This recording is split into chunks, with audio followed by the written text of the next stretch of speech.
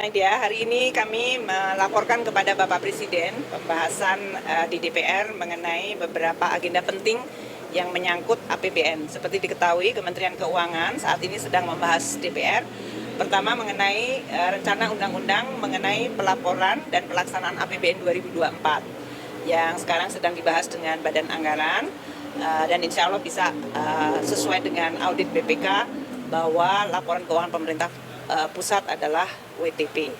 Banyak hal yang kemudian perlu ditindaklanjuti, kita akan tetap lakukan. Yang kedua, saya juga melapor kepada Bapak Presiden mengenai pembahasan di DPR mengenai APBN 2025, terutama pembahasan sesudah laporan semester yang dalam hal ini beberapa kemajuan dari beberapa program pemerintah dilihat secara seksama dan sesuai dengan pembahasan dengan DPR, kami menyampaikan bahwa tahun ini 2025 outlook dari APBN akan mencapai defisit 2,78%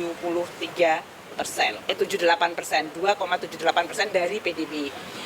Itu karena dari sisi penerimaan maupun dari sisi belanja negara.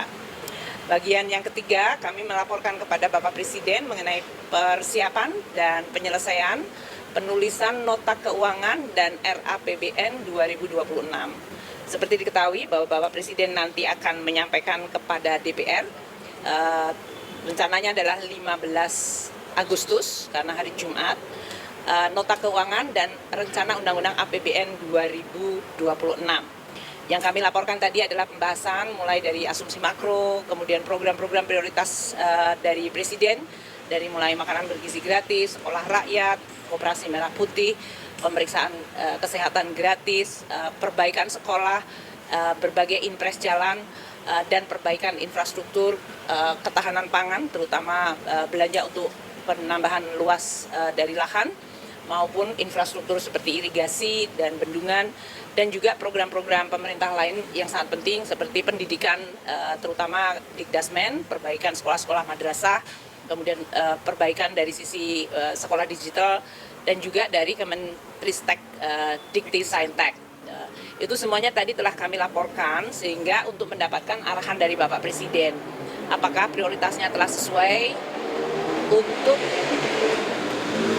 finalisasinya, tentu saya tidak menyampaikan pada media pada malam hari ini, karena nanti yang akan disampaikan oleh Presiden pada DPR, pada paripurna DPR tanggal 15 Agustus. Namun arahan Bapak Presiden sudah sangat lengkap, reform di sisi penerimaan negara tetap dilakukan sehingga kita bisa mendapatkan penerimaan negara yang memadai. Belanja difokuskan kepada program-program penting, baik itu di bidang yang tadi telah saya sebutkan. Kemudian defisit harus dijaga pada level yang baik dalam hal ini, seperti yang sudah disampaikan di DPR, range-nya saya laporkan kepada Bapak Presiden, dan beliau mengatakan apabila bisa dibuat sehingga market confidence bagus, ekonomi kita tetap jalan, support terhadap ekonomi melalui APBN, counter cyclical bisa jalan. Jadi nanti stay tune untuk Agustus 15 ya, berdasarkan arahan-arahan yang tadi telah Bapak Presiden sampaikan kepada kami.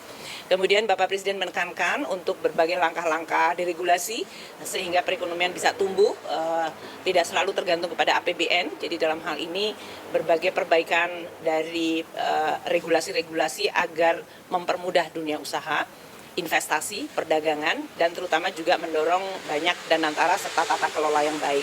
Itu yang bisa saya sampaikan. Terima kasih kepada teman-teman media.